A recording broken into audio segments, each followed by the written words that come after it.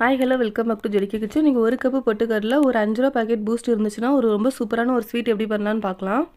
நான் அதுக்காக ஒரு கப்பு பொட்டுக்கடலை எடுத்து அது ஒரு மிக்ஸி ஜாருக்கு ஆட் பண்ணிக்கிறேன்.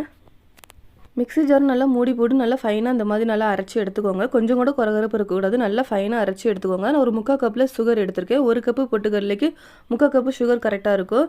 அது கூட 2 ஏலக்காய் சேர்த்து அதையும் நல்லா ஃபைனாக எந்த விதமான குறகரப்பு இல்லாமல் நல்லா அரைச்சி எடுத்துக்கோங்க. நான் அது கூட ஒரு 5 ரூபா பூஸ்ட் பாக்கெட்டை ஆட் பண்ணியிருக்கேன். உங்கள்கிட்ட பூஸ்ட் இல்லைனா நீங்கள் கொக்கோ பவுடர் கூட ஒரு ஸ்பூன் யூஸ் பண்ணிக்கலாம். ஒரே ஒரு பிஞ்சு மட்டும் சால்ட் ஆட் பண்ணிக்கோங்க. நம்ம நல்லா மிக்ஸ் பண்ணி விட்டுக்கோங்க. எந்த விதமான கட்டிகளும் இல்லாத மாதிரி இந்த மாதிரி நல்லா மிக்ஸ் பண்ணி விட்டுக்கோங்க.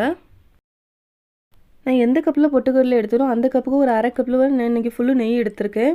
நீங்கள் 1/4 கப்பு நெய் 1/4 கப்புக்கு வாசனை இல்லாத ஆயில் கூட யூஸ் பண்ணிக்கலாம். நெய் நல்லா சூடாந்துக்கோங்க. நம்ம அரைச்சி வச்சுருக்க பொட்டுக்கடலையே உள்ள ஆட் பண்ணிக்கலாம். நம்ம நல்லா மிக்ஸ் பண்ணி விட்டுக்கோங்க. நம்ம இது ஃபுல்லுமே நெய்யில் பண்ணுறனால ஒரு 10 நாள் கூட கெட்டு போகாமல் இருக்கும். 10 நாள் கூட வச்சு சாப்பிட்டுக்கலாம். ஆயில் ஆட் பண்ணி பண்ணிங்கன்னா ஒரு 5 நாள் வரைக்கும் வச்சுக்கலாம். இந்த மாதிரி நல்லா கலரி விட்டுக்கோங்க. பூஸ்ட்டு கொஞ்சம் குறகரப்பாக இருக்கிறனால அது நல்லா எல்லா இடத்துக்கும் நல்லா மிக்ஸ் ஆகிற மாதிரி நல்லா இந்த மாதிரி கலரி விட்டுக்கோங்க. ஒரு 2 நிமிஷத்துலேயே நம்மளுக்கு நல்லா திக்காக ஆரம்பிச்சிடும். இப்போ எனக்கு நல்லா திக்காக ஆரம்பிச்சிட்டு நான் லோ ஃப்ளேமில் வச்சு தான் எல்லாமே பண்ணியிருக்கேன். நான்ஸ்டிக் கடாய் இருந்தால் நான்ஸ்டிக் கடாய் எடுத்துக்கோங்க. நான்ஸ்டிக் கடாய் இல்லைன்னா நீங்கள் அடி கனமான பாத்திரமாக எடுத்துக்கோங்க. எந்த பாத்திரத்தில் செட் பண்ண வைக்கிறீங்களோ அதில் லைட்டாக நெய் தடவிக்கோங்க. இந்த மாதிரி செட் பண்ணி எடுத்துக்கோங்க. நான் ஒரு 1 மணி நேரம் கழித்து இந்த மாதிரி கட் பண்ணி எடுத்துக்கிறேன். இது சாப்பிட்றப்போ பொட்டுக்கடலை ஸ்வீட் மாதிரியே இருக்காது. நம்ம பூஸ்ட் ஆட் பண்ணி பண்ணுறதுனால நல்லா சாக்லேட் ஃப்ளேவரில் நல்லா ரொம்ப டேஸ்ட்டாக இருக்கும்.